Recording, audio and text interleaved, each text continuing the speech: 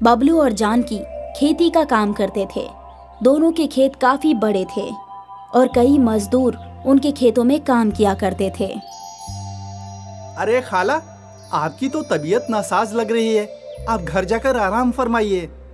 अगर मैं आराम फरमाऊंगी तो पैसे कहाँ से आएंगे? मेरे घर में कमाने वाली मैं अकेली हूँ बेटा।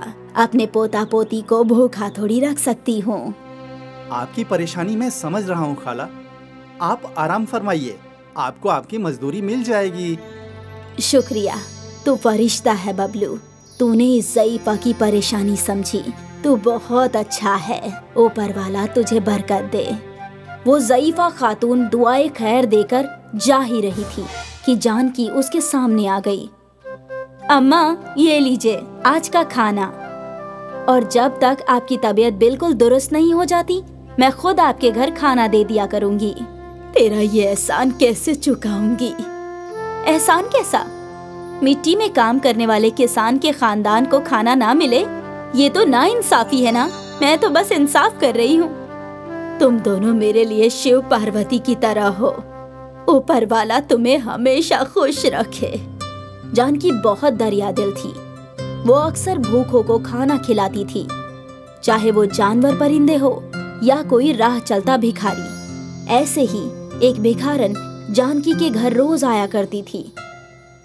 अरे बेटी, क्या आज तू मुझे खाना नहीं खिलाएगी? अम्मा, कभी ऐसा हुआ है क्या? आपको खिलाए बगैर मैं खुद भी नहीं खाती। जानकी ने उस भिखारन को खाना बांधकर दे दिया। ये लीजिए, ऊपर वाला हमेशा तुझे बरकत दे। हर एक इंसान बबलू और जानकी को दुआएं देता था और इनकी नेकी की बात धीरे धीरे गांव में फैल गई। जानकी तो बिल्कुल देवी है। सुना है वो किसी को भूखा नहीं भेजती। हाँ, हकीकी अनाज की देवी है वो। और ख्वातीनों की ये बातें ठकुराइन के कानों में पड़ी। अरे बिजली, आजकल मुझसे ज्यादा गांव वाले इस जानकी का जिक्र कर रहे हैं। आखिर क्या खास है उसमें? मालकिन, सुना है वो बहुत अच्छी है। गरीबों की खिदमत करती है, भूखों को खाना खिलाती है, किसी को भूखा नहीं रखती। बस बस, मैंने तुझे उसकी तारीफ करने को नहीं कहा। माजरत चाहूंगी, अब जो सुना वो बता दिया। अगर ऐसा चलता रहा तो लोग मुझे भूल ही जाएंगे। मुझे जल्द ही कुछ करना होगा। लेकिन आप क्या करेंगी? देखती जा। ठकुराइन अपनी नौकरानी के साथ बबलू और जानकी के खेत में पहुंची। अरे ठकुराइन, आप आइए, तशरीफ लाइए। तेरी बीवी नजर नहीं आ रही? बुलाता हूँ। जानकी खेतों के बीच से ठकुराइन के पास आई। तो तू है जानकी? बहुत तारीफ सुनी है तेरी, और तेरे लजीज खाने की भी। शुक्रिया। कभी हमें भी दावत पर बुला लो, हमने क्या गुनाह किया है? अरे, आपका ही घर है, आप कभी भी आ जाइए खाने के लिए।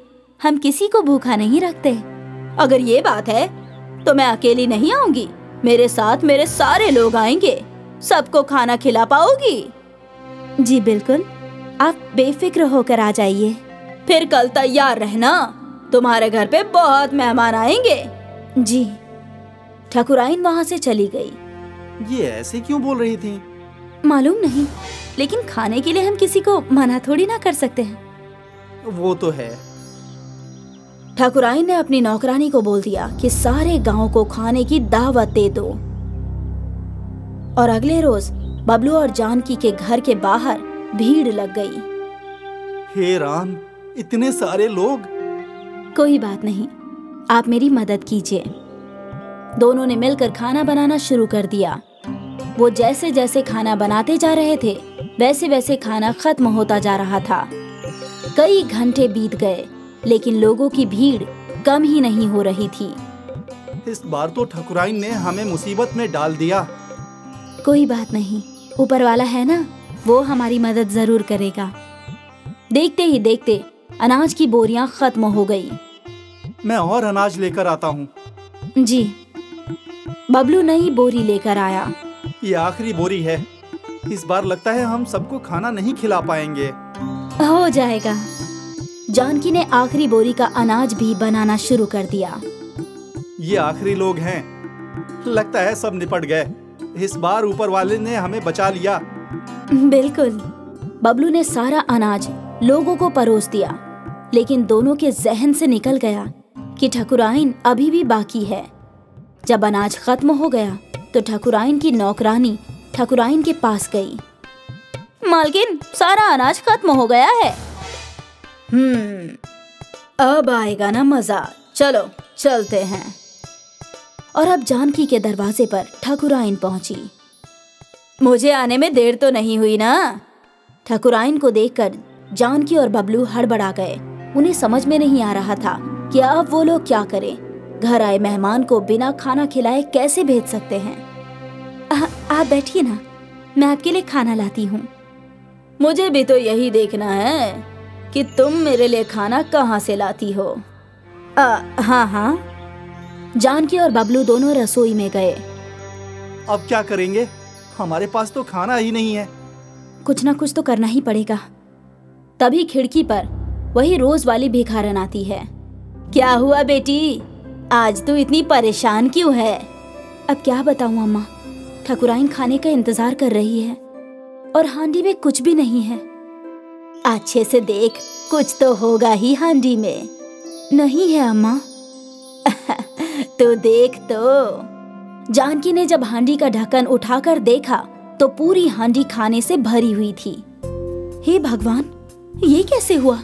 अम्मा, मैंने कहा था ना, अब मुझे भी कुछ खाने को दे दे। जी बिल्कुल। जानकी ने ज़ईफा भिखारन के लिए खाना बांध दिया। ये लीजिए, तेरी हांडी कभी खाली नहीं रहेगी बेटी। तूने इतनों को खिलाया है, अब वो ऊपर वाला तुझे खिलाएगा।